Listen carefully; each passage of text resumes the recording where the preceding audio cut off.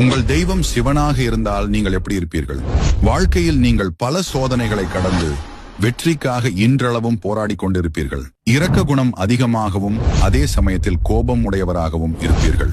உங்களிடம் சுயநலம் இருக்காது. பணத்திற்கு அதிக முக்கியத்துவம் கொடுக்க மாட்டீர்கள். எந்த ஒரு காரியத்தை செய்வதற்கு முன் உங்களை அறியாமலே உங்களின் மனம் சிவனை வழிபடும். சித்தர்கள் மேல் அதிக ஈடுபாடு உடையவராக இருப்பீர்கள். இந்த காணொளி இப்போது நீங்கள் பார்த்து கொண்டிருந்தால் நிச்சயமாக சிவனின் பக்தராகத்தான் இருப்பீர்கள். உங்கள் தெய்வம் சிவனாக இருந்தால் நீங்கள் எப்படி